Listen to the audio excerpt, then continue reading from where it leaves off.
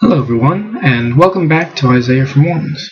Today, we're going to be talking a little bit about Isaiah in the New Testament. As you may have noticed, I periodically take a break every 7 or 8 chapters or so to talk about something a little bit different, something that will be important to ongoing discussions. I didn't actually plan on it being that way, it just sort of happened that way, but I think it's nice to go through a number of chapters, then have a short break to get our bearings, to see the forest for the trees, and then to get back into the chapters. I can't really give you all the thematic material about Isaiah that I would like, and that's something that I would encourage you to do. Once you've gone through Isaiah the first time, or the 100th time, go through it this time with me, and then go back again and again and again, and look for thematic elements, look for things, specific things that I may not have picked up on, look for larger trends in the book, look for Christological interpretations. I only touch on that stuff very briefly, although today I'm going to be talking a lot about it. So go back again and again and look at that. So today we are going to be taking one of those field trips, and we're going to be talking about Isaiah in the New Testament. I can't actually do all of the New Testament because that would be much more than a 45 or hour long, 45 minute or hour long segment. I'm going to just try to do Isaiah in the Gospels in direct speech from Jesus, and also coming out of the mouths of the evangelists. So I'm just going to try to do that as much as possible. I wish that I could give you all of it, but I just really can't. If you're interested in the use of the Old Testament in the New Testament, it's a fascinating topic. I actually just completed an entire university course on just this topic, and Isaiah was a pretty key figure in this course. There's a book by Jewell, a guy with the last name of Jewell, J-U-E-L, I think, and he wrote an excellent book about this. I think the name of it is Messianic Exegesis. It's kind of technical, and he does get a lot of stuff wrong because he doesn't have the benefit of the Book of Mormon and the Joseph Smith translation, but what he gets right is pretty good. Also, Richard Longenecker wrote a book called Exegesis in the New Testament Period, Apostolic Exegesis, something like that, by Richard Longenecker.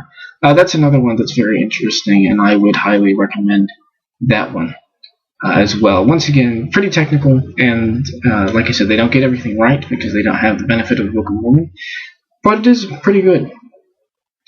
So I'll be taking stuff from that book, Richard Longenecker's book, and just be talking about some of those things today. He talks about all kinds of other scripture in all of the New Testament. I'm just going to be talking about Isaiah in the Gospels. Now, one very significant consideration is, how do we actually know that Isaiah ever meant for his words to apply to Jesus? We've seen that his words fit well into his own period. So how do we know that Isaiah is also sometimes alluding to things that during other periods of time, the time of Jesus and during the Restoration? Isn't it reasonable to just say that we sort of have taken these things, the early Christians and us, have just taken Isaiah's scripture and shoved them into little boxes marked the way we want them to be? Take this Isaiah, shove it into the box marked Messiah, shove this scripture into the box marked Restoration. Well, there would be no reason to think that that's not what we were doing. Were it not actually for the Book of Mormon. In Isaiah 53, we get a beautiful scripture that we would interpret as being about Jesus. Now, we would say that because it seems very obvious to us, but the reason it seems very obvious to us is because two other people have interpreted it as being about Jesus. One of them is Philip in Acts 8:32-33, and the other one is Abinadi in the book of Mosiah. Now, this is the reason that we know that this isn't just us arbitrarily assigning a messianic interpretation to the book of Isaiah. We know that interpreting this as being about Jesus was probably a tradition that was passed down in two different strands. How do we know this? Because the same interpretation of the same text happens hundreds of years apart on two completely different continents.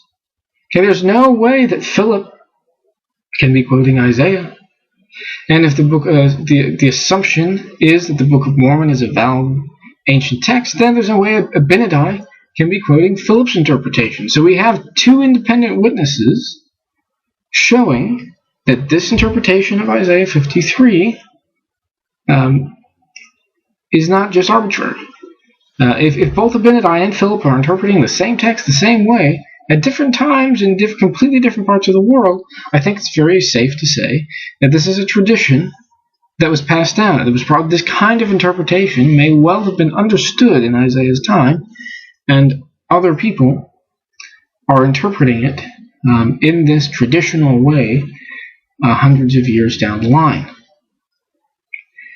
Now, how could, you may be asking yourself, how could this kind of sort of traditional interpretation arising around Isaiah's time be perpetuated all the way down through the centuries to give you Philip and Abinadi doing these things, these same things really, independent of each other? How could that possibly be? Well, one of the interesting things that we now know through studying oral cultures, and oral cultures, oral traditions that are in cultures that have some writing but not much, is that they'll take scriptures or things like this that are things like scripture that are very familiar to them, and they will attach things that they want to remember to the scriptures.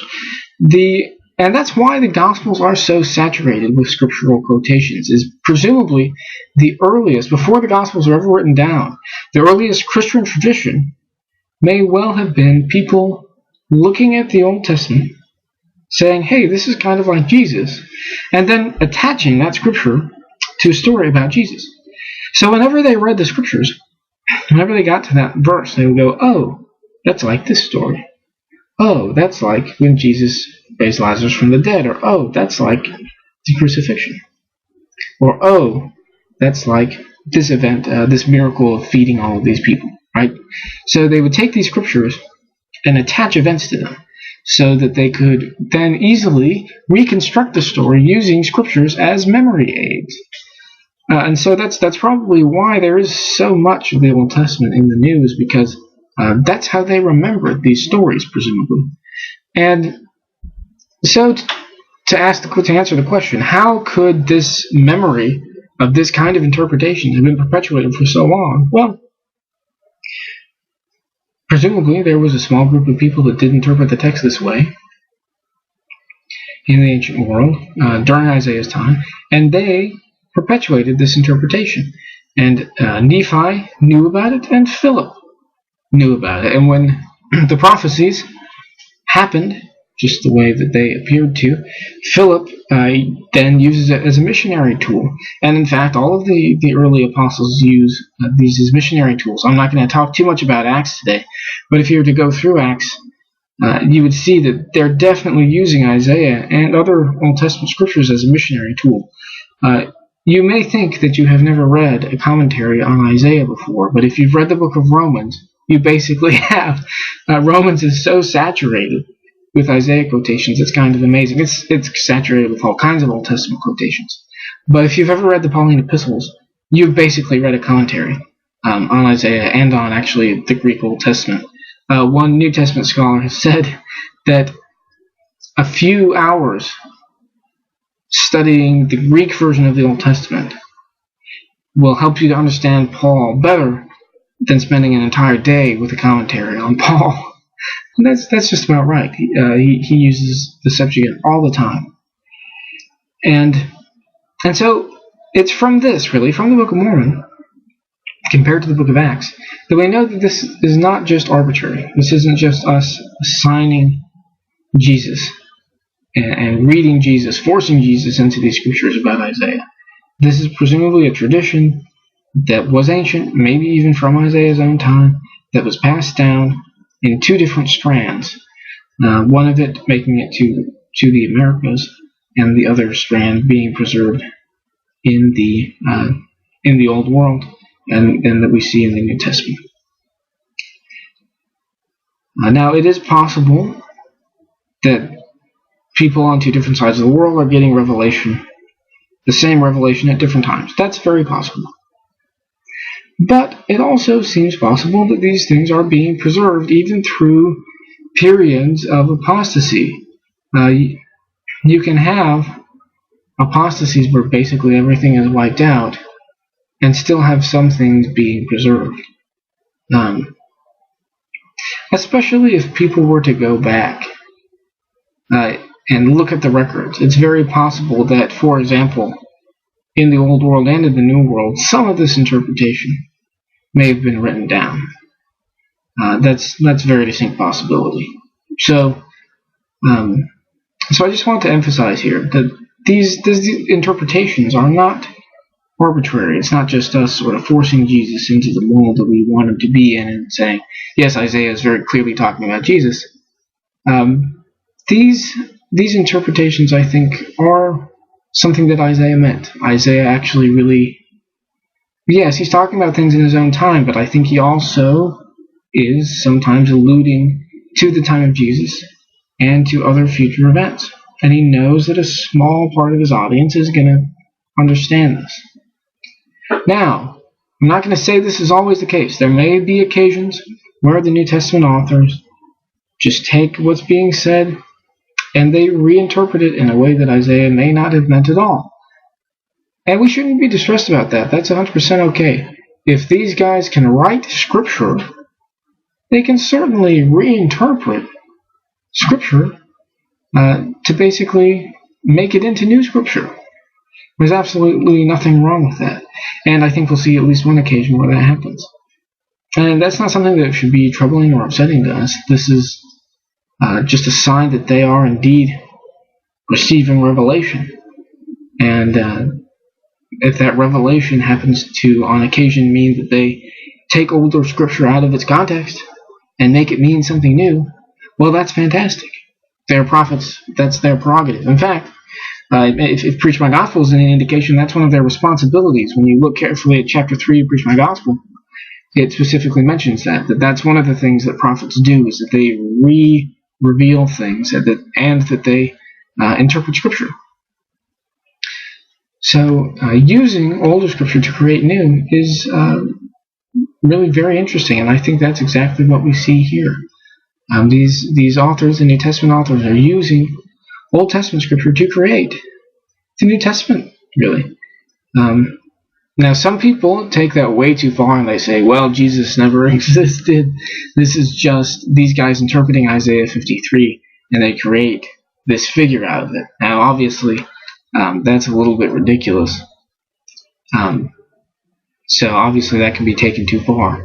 But to say that these guys are receiving revelation to interpret the Old Testament, sometimes to know how it was interpreted through a tradition, or to just reinterpret it themselves, and to apply that to Jesus, there's nothing wrong with that.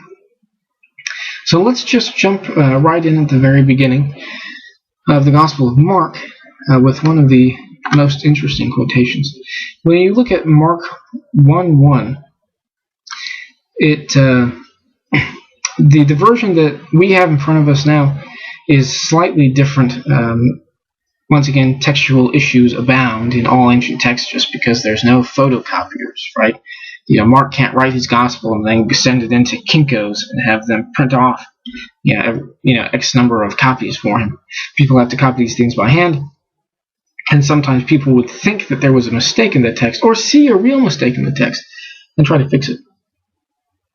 So let's talk a little bit about the Gospel of Mark, and we'll mention the mistake when we get there. So Mark 1:1, the beginning of the Gospel of Jesus Christ, the Son of God, as it is written in the prophets, behold, I send my messenger before thy face, which shall prepare thy way before thee, the voice of one crying in the wilderness, prepare ye the way of the Lord, make his path straight.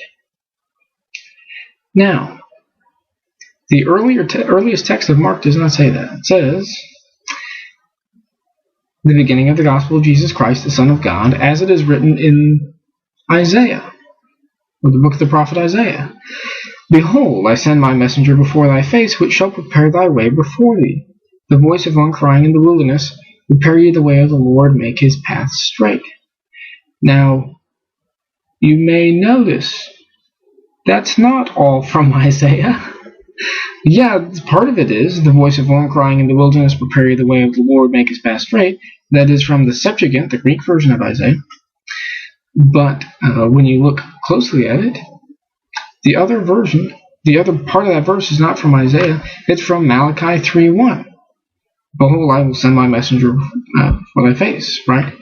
That part is from Malachi. Now, there's also some other, probably Exodus thrown in here too, so we probably have 3 different verses being combined together.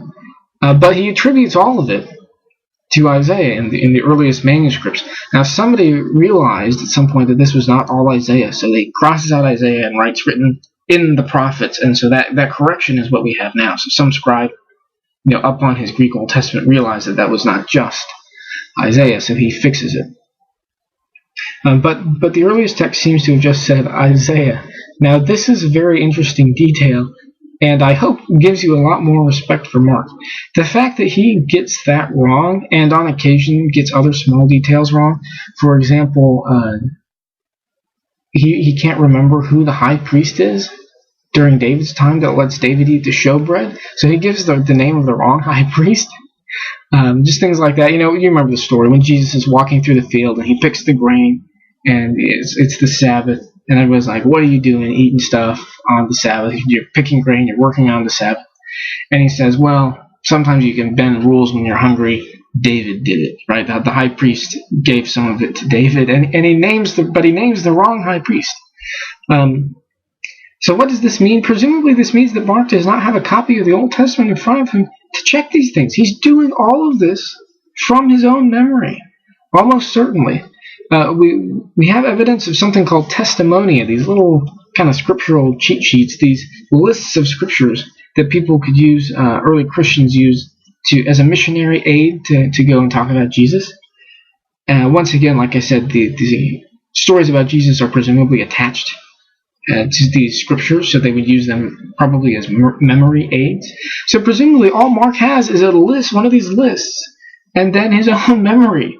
And so it's very likely that these scriptures were all right next to each other in his little list, his little testimonia, is what these sheets are called. And so he just reads them off one right after the other. When Jesus is in the synagogue at Nazareth, when he quotes another part of Isaiah, we'll see the same thing. He quotes one part of Isaiah, jumps to another part of Isaiah, and then jumps back again. So presumably the author remembers, oh yeah, Jesus quotes Isaiah. Where is it? Oh, this one. So he starts reading it, forgetting that Jesus wasn't reading a testimonia, right? So he's reading through his testimonia. It jumps, so he jumps with it, to the other verse in Isaiah, and then he jumps back again, because that's what the piece of paper in front of him does.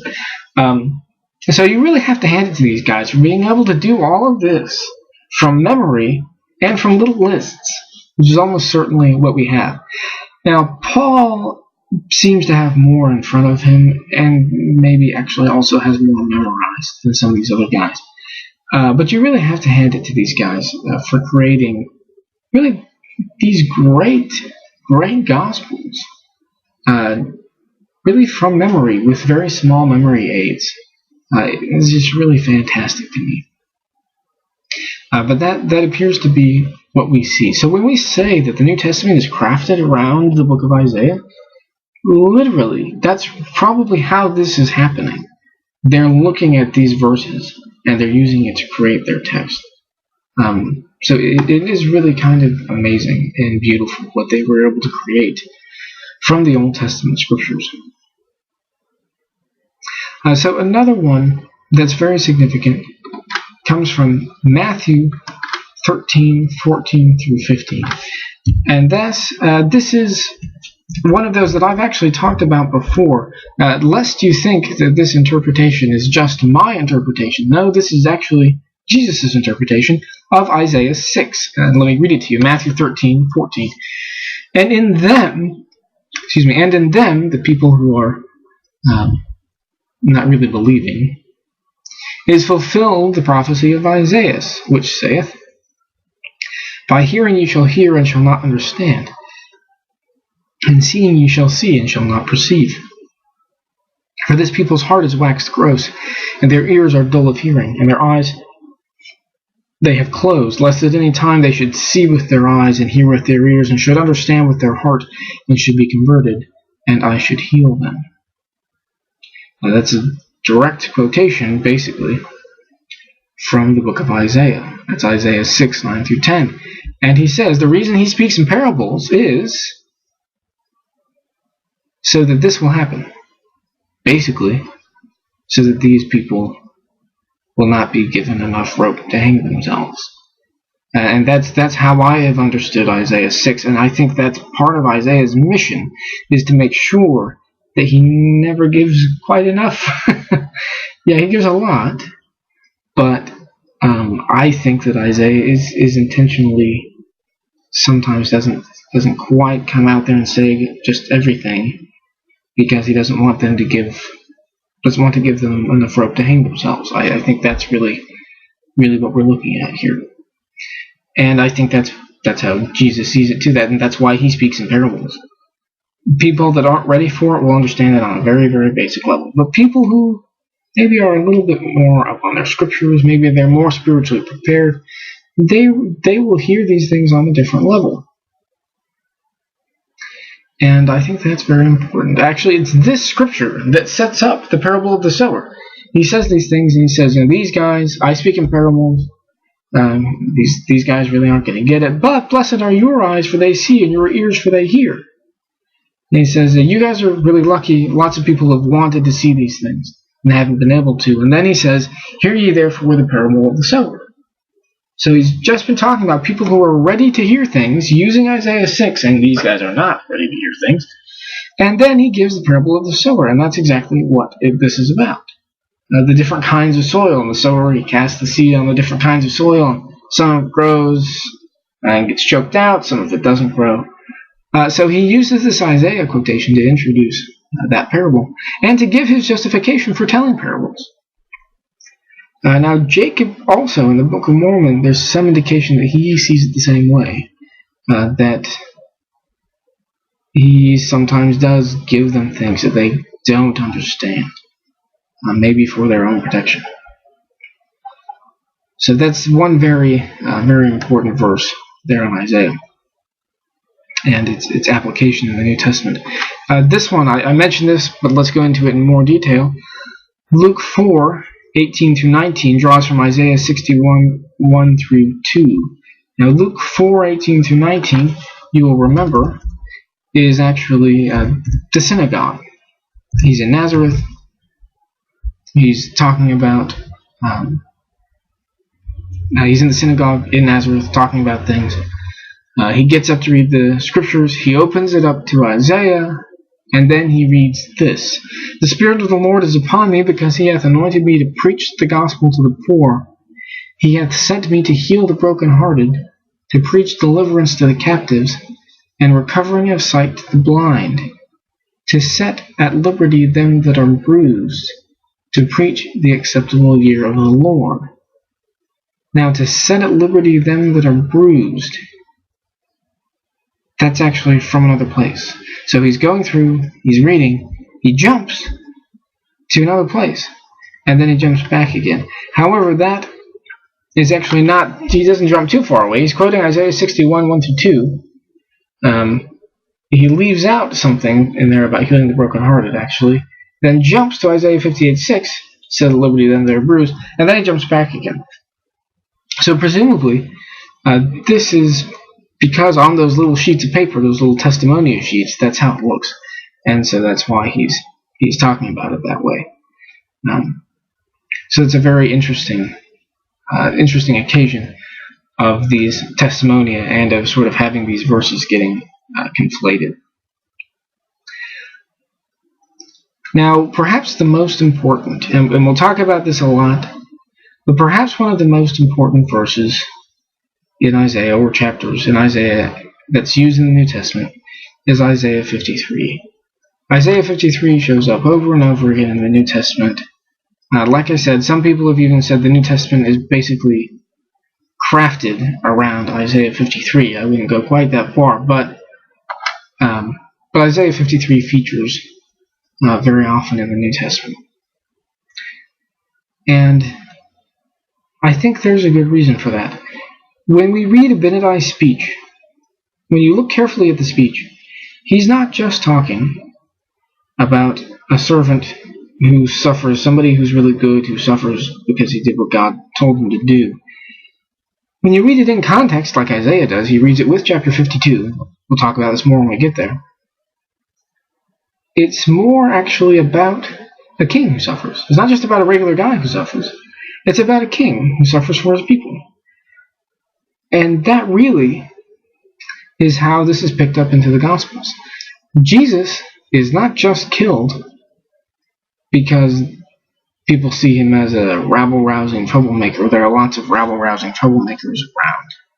It's not why they killed Jesus. They killed Jesus because they see him as a messianic pretender. They see him as claiming to be king. That's what it says on the sign above the cross. Jesus Christ, King of the Jews. Or variations on that, rather. Jesus of Nazareth, King of the Jews, right?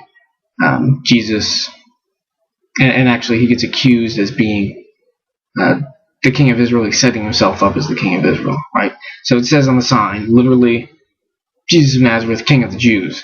And everybody says, well, you shouldn't just say that he said he was the King of the Jews. And Pilate says, no, we're going to leave the sign the way it is, right? So that is very interesting to me. He's killed as a messianic pretender. And then when we look at Isaiah 53, this person is suffering. But he's suffering as the king, who's suffering on behalf of his people. So for them to use Isaiah 53 so often, and for Philip to use that as his main text in preaching to the eunuch, and for Abinadi to use it, is very interesting to me. That they see it in its wider context with Isaiah 52 as depicting a king who's suffering. So let's just think about crucifixion for a little bit.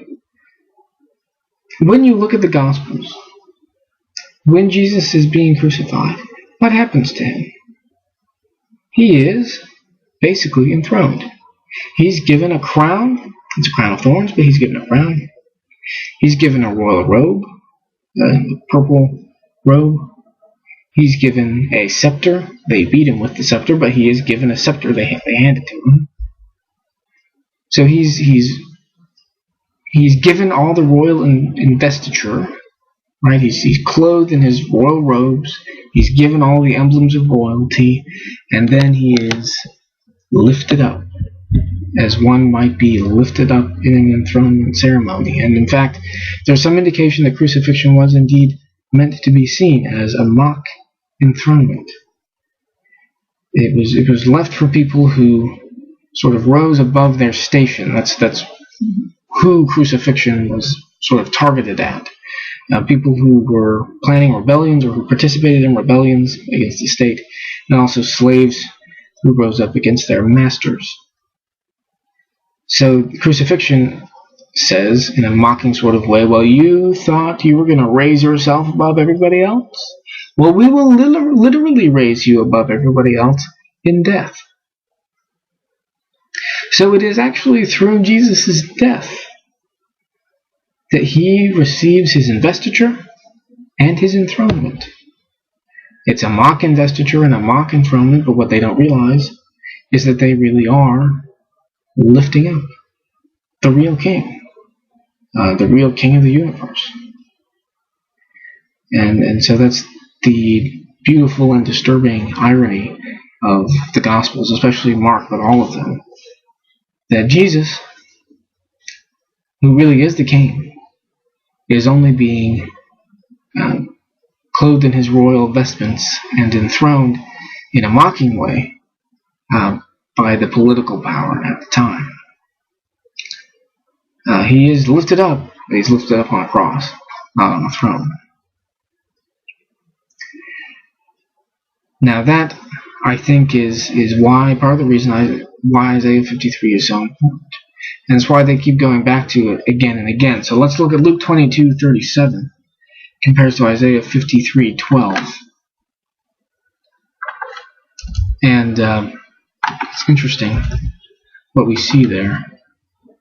For I say unto you that this that is written must yet be accomplished in me. Quote, and he was reckoned among the transgressors, for the things concerning me have an end. For he was reckoned among the transgressors. He specifically identifies that as being from the scriptures. And that is from Isaiah 53. And when he is killed, he's obviously assumed to be a transgressor, and he is killed between two thieves, people who were indeed transgressors. So to see that here is very interesting. As I said, there are lots of other occasions where we get things from Isaiah 53. It's actually very common. Matthew, let's do one more. Matthew 8:17. That's another one from Isaiah 53. And it reads, that it might be fulfilled which was spoken by Isaiah the prophet, saying, himself took our infirmities and bare our sicknesses. Now this is, Matthew uses a lot of stuff from the Old Testament. But this is him talking about Jesus healing people. So it says, when the evening was come, they brought unto him many that were possessed with devils, and he cast out the spirits with his word, and healed all that were sick, that it might be fulfilled which was spoken by Isaiah the prophet, saying, himself took our infirmities and bare our sicknesses. Now, bore our griefs and carried our sorrows is how I think it is in the King James Version. But infirmities and sicknesses is actually probably better. We see it here, infirmities and sicknesses, and we may also see it in the Book of Mormon alluded to in the same way. So this is actually probably, once again, the better version of that. And let's do Isaiah 53:1. That's in John 12:38. Isaiah 53:1. That the saying of Isaiah the prophet might be fulfilled, which he spake, Lord, who hath believed our report, and to whom hath the arm of the Lord been revealed? And this is obviously done in the context of them.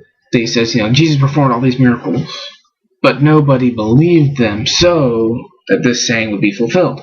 Who hath believed our report, and to whom has the arm of the Lord been revealed? And then he connects it with Isaiah. Kind of interesting. This is the Gospel of John. Therefore they could not believe, because that Isaiah said again, he hath blinded their eyes and hardened their hearts, that they should not see with their eyes, nor understand with their heart, and be converted, and I should heal them. A very interesting use, once again, of that verse in Isaiah, although they use it slightly differently. John uses it slightly differently here. There are so many different quotations from Isaiah in the New Testament. We can just go on and on and on. Obviously, one of the most famous ones, behold, a virgin shall conceive and bear a son, and call his name Emmanuel. That one's quoted in the New Testament to talk about Jesus. And I think we brought this up before, that in Hebrew it doesn't actually say virgin, but in the Greek it actually does. The word used there is virgin. So I think it's just so perfect, the gospel writers can't resist it, and so they include it. Even though that particular element doesn't necessarily work super well in the Hebrew, it works very well in the Greek. Although even in the Hebrew, it's very possible that Isaiah is very literally talking about God being with them. That's what he says. That's what his name means. He's clearly talking about God being with them. And so the gospel writers say, yeah, God was with them, but God's literally with them, with us now. He literally came down and was with us. And so Isaiah, I think, is definitely alluding to it. He's definitely alluding to Jesus, but not in the way necessarily that we would think normally, right? But that's another classic use of Isaiah in the New Testament in the Gospels. Wonderful. He shall be called Wonderful Counselor, the Mighty God, the Everlasting Father, the Prince of Peace. That is another one that just seems very, very messianic. And yeah, it is talking about a king, probably Hezekiah, but definitely works very well as being talking about Jesus because of the play on words, right? The mighty and strong one, or the mighty God, because it's the same word there. And once again, we talked about this before, but the play on words there is very interesting. And so we see these scriptures just playing into the New Testament over and over again. Now, sometimes it makes a difference what kind they're using, what version they're using. Like I said, sometimes the Septuagint works better just because it's slightly different. It works better in the New Testament. But sometimes the Septuagint is just better. The Amos quotation used in the book of Acts to justify taking the gospel to the Gentiles is actually much, much better in the Septuagint than it is in the Hebrew Bible. And there are lots of little occasions like that where the Septuagint is clearly better. And so, but whether it's better or not, they use it as a way to justify a lot of the things they're doing in early Christianity. Now, one thing I want to emphasize once again is because of the Book of Mormon, we know that these guys really are talking about Jesus. And by these guys, I mean the ancient prophets, guys like Isaiah and others. So we know that Isaiah really is talking about Jesus here. He's talking about other things as well. But almost certainly he is indeed talking about Jesus. Like I said, it's just too much of a crazy coincidence to have two different people on two sides of the world at two different times using the same scripture the same way, unless if there's something that goes back, presumably to Isaiah's time, that part of his audience did indeed understand it this way. And we assume that Isaiah is reading the book of Moses. I brought this up before, but presumably he's up on it. And the book of Moses is very, very clear about Jesus. And so he knows what's going on, and he talks about it, but going back to Isaiah 6, he doesn't talk about it in quite as explicit terms as maybe some other people do. And so I think that that's probably what's happening, and that's how this gets taken up into the New Testament. However, like I said, there are a handful of occasions where he may not have been talking about Jesus at all, and later people came through and said, oh yeah, this is definitely talking about Jesus, the apostles and gospel writers, etc. And once again, we shouldn't be troubled by that at all. If they can write scripture, they can definitely reinterpret scripture in order to create new scripture. And I think that that's what we see specifically in the case of Isaiah 40. So when we look at the beginning of the Gospel of Mark, I'm going to go back to that one, although it occurs in many places. And I talked about how it's conflated, but the Septuagint version is slightly different here. When you look at the original version of Isaiah, well, when you look at Isaiah just in its original context, and you look at it in the Hebrew, it seems very clear. It says, the voice of the crier, quote, this is what the voice of the crier is saying, in the wilderness, prepare the way of the Lord. In the desert, make straight a highway for our God. It's a very, very excellent parallelism. But the parallelism is broken up by the Septuagint. The Septuagint says, the voice of one crying in the wilderness, prepare the way of the Lord. In the desert, make straight a highway for our God. So it kind of is strange, because why is this guy crying in the wilderness? The rest of the chapter has been talking about this crier. Now, the voice of the crier. The voice says this, the voice says that. It makes perfect sense in the context that this is once again the voice of the crier. We've heard him talked about multiple times. So the voice of the crier is coming back, and he says, in the wilderness, prepare the way of the Lord. In the desert, make straight a highway for our God. So it's a perfect little parallelism from the mouth of the crier. But that's not how it's taken up into the Septuagint. In the Septuagint, it's the voice of one crying in the wilderness, prepare the way of the Lord, make straight in the desert a highway for our God. So the parallelism is broken up, and it's this one crying in the wilderness is introduced kind of out of nowhere.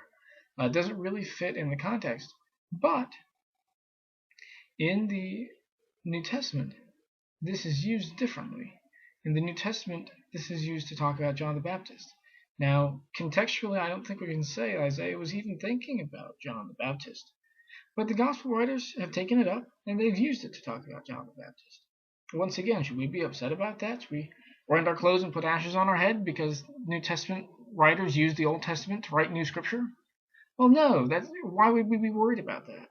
If they are indeed receiving revelation, and surely they are, they can receive revelation to reinterpret Scripture in a new way and address it to a new audience. Joseph Smith has one specific occasion where he reads a pretty big chunk of the Gospel of John. I'm recounting something as per Truman Madsen's account of it. He reads a pretty big section of the Gospel of John, and then he says, "This text has been readdressed to you." He does that really via revelation from God. So he's using older scripture and he's lifting it out of its context and readdressing it to a completely new audience. He's using old scripture to write new scripture. And I think that's exactly what we see here. And like I said, there may be other occasions where this kind of thing happens. I think it does happen periodically in the New Testament. However, that's not the only thing happening. Most scholars would say that's just what's happening. These guys are taking the Old Testament, they're reappropriating it to write new scripture. But I don't think we can say that. Because of the Book of Mormon, I think we have to say this is a tradition that's been passed down. People know about it. At least some people do. And these people are using it to talk about Jesus because it was always meant to talk about Jesus. If you believe that there is a progression of faith from the earliest times where everyone's just polytheists and then they become a little less polytheistic, they're still polytheists, but then they believe that God is that one God is maybe better than the rest, and then they progress more and realize, these other ones aren't even really gods, we just have one God. And then you realize, well, but if you've got this one powerful God, you have to somehow have a mediator between us and the all-powerful God. Oh, Jesus, right? That's how some people see this, as a progression. But we don't see it that way. Because of the Book of Mormon and the Book of Moses, and quite frankly, other modern-day revelation, we realize that it goes more cyclically. That in the beginning was indeed the Word, and that Christianity, was something that it has existed from the beginning. Adam was a Christian. Enoch was a Christian. But over time, these things are lost and have to be restored, and are lost and have to be restored. And so we see it going in more of a cyclical pattern. That actually explains a lot of things that are difficult for other people to understand. So if we believe in this cyclical pattern, then this makes perfect sense. The ideas of Christianity are already existing in previous texts. And all Isaiah is doing is trying to, for some of his audience anyway, alluding to these things that some of his audience is going to know about, but at the same time he just has to talk to part of his audience who isn't going to get that stuff. So he talks on one level to part of his audience who will get the stuff about Jesus, but to those that won't, his message still makes perfect coherent sense. And to say that he jumps around all the time, which we sometimes say, I don't think is really appropriate. I don't think he jumps all over the map. I think he really just addresses his audience in his time and periodically alludes to things about Jesus, things about the restoration, things about the end of the world, so that the part of his audience that is going to pick up what he's putting down will make sense of it. And now, like I said, we only would even know this because of modern revelation, but I think in light of modern revelation, this is how we see it. This is not just later people coming in and forcing Isaiah into the box marked Jesus, like I said earlier. This is something that is definitely an issue of continuity. There is continuity here. Christianity exists before the time of Jesus, and it's being talked about in successive restorations. even during this period. So anyway, I could go on and on. I only got a very small number of the scriptures, quotations from Isaiah in the Gospels. There's a huge number. But I just wanted to give you a taste of how much the New Testament relies on Isaiah, and also to talk about how most people see the issue, that this is just arbitrary, but then to say that we as Latter-day Saints should perhaps not see it that way. Because of the apostasy restoration cycles, and because of things like the Book of Moses, the Book of Mormon, and the Joseph Smith translation, we can see things differently and say, no, Isaiah may well have been talking actually about Jesus, and probably was. So anyway, that's it for this time. Next time we'll get back into the chapters, finish what some people have called the Isaiah Apocalypse, those chapters talking about the end of the world. So we'll dive back into the text in chapter order next time, and we will see you guys next time.